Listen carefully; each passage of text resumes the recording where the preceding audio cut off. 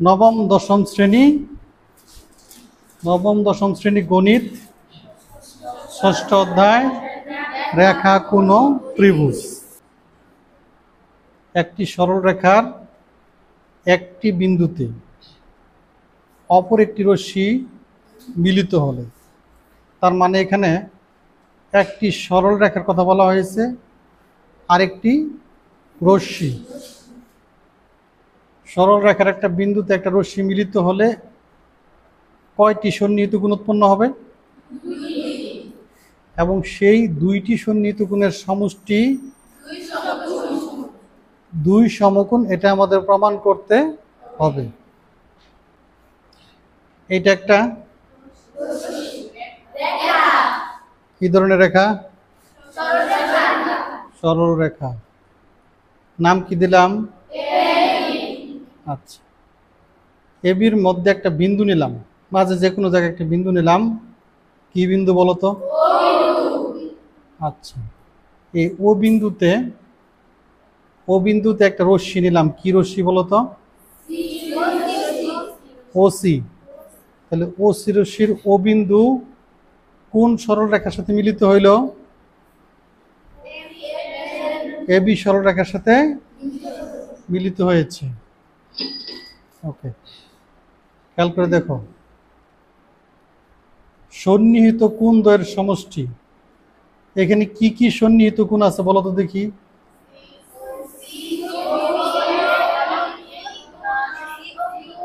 আমি যদি বলি এ ও সি আর বি ও সি, এই দুইটা কোণ কি সন্নিহিত কোণ?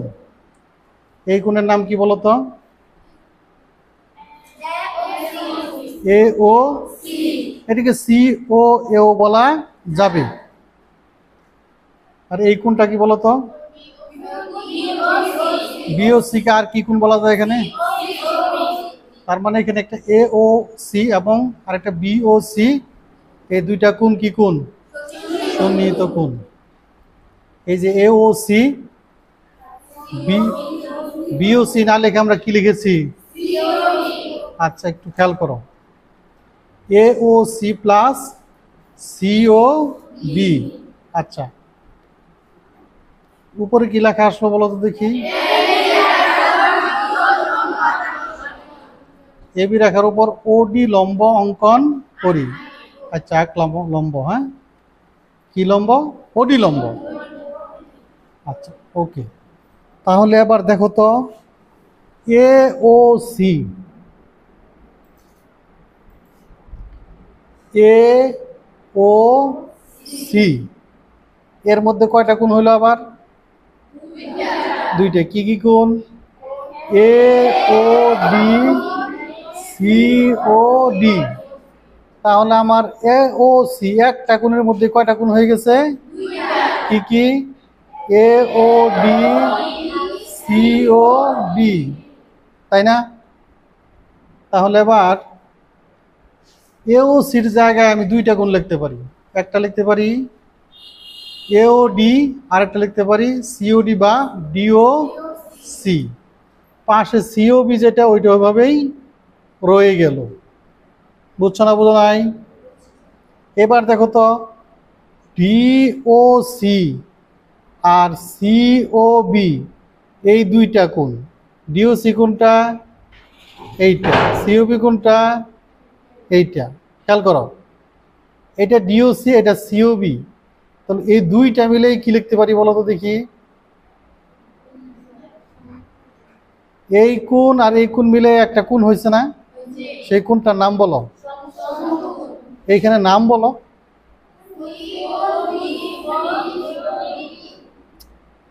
আচ্ছা, ডিও সি বা সিও ডি যেটা বলছো, ঠিক আছে এটা। আর সিও বি বা বিও সেটা বলছো, এখন দুইটা মিলে একটা কোণ হয়েছে না? সেই কোণের নাম বলো। ডিও অথবা কি বিও। তাহলে এই দুইটা কোণ ডিও সি আর সিও বি, এই কোণ আর এই কোণ মিলাইয়া আমি দুই কোণ না লিখে এক কোণ লিখতে পারি না? সেটা কি কোণ লিখতে পারি বলো? ডিও বি বা বিও ডি। এই দুই কোণ মিলাই কি লিখতে পারি? ডি ও বি, দেখতে পারি না? এখন বলো তো দেখি, এ ও ডি এই কোণটা কত ডিগ্রি? 90 ডিগ্রি, মানে এক সমকোণ। আবার ডি ও বি এই টোটাল কোণটা কত ডিগ্রি বলো তো? মানে এক সমকোণ। তাহলে এই দুইটা মিলে কয় সমকোণ হলো? তার মানে বোঝা গেল আমাদের প্রমাণটা হয়ে গেল। অর্থাৎ আমাদের যে এ ও সি আর সিও বি দুইটা সন্নিহিত কোণ ছিল, এদের সমষ্টি কি দাঁড়াইলো? দুই সমকোণ। কি দাঁড়াইলো? কি সেট করলে?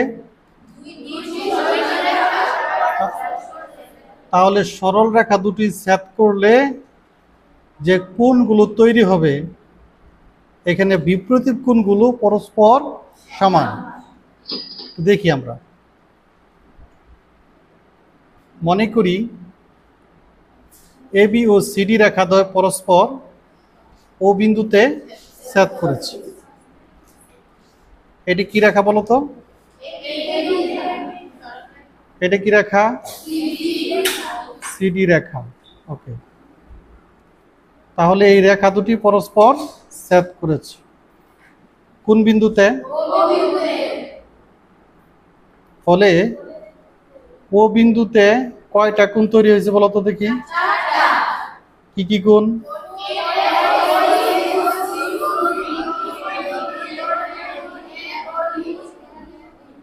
এটা কি কোণ বলো?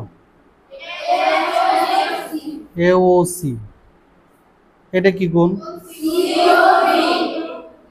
এটা কি কোণ? এটা কি কোণ? আচ্ছা, ওকে। এইখানে তাহলে আমাদের যে কোণগুলো, হ্যাঁ, এই যে লাল যে দুটো কোণ, এই দুইটা হচ্ছে এক জোড়া বিপ্রতীপ কোণ। আর কালো দুইটা কি? তার মানে এখানে আমাদের প্রমাণ করতে বলছে এই কোণ আর এই কোণ তথা এ ও ডি এবং সি ও বি এই কোণ দুইটা সমান। আর কি প্রমাণ করতে হবে বলো তো দেখি? এ ও সি সমান কি? বি ও ডি, এই দুইটা কোণ সমান। অর্থাৎ এই কোণ আর এই কোণ সমান, এটা প্রমাণ করতে হবে। পাশাপাশি এই কোণ আর এই কোণ এই দুটো সমান, এটা প্রমাণ করতে হবে। আচ্ছা, অর্থাৎ এও সি সমান বিপ্রতীপ বিওডি, এই দুইটা। আবার এই দুইটা কি বলতো? সিওবি সমান বিপ্রতীপ এওডি।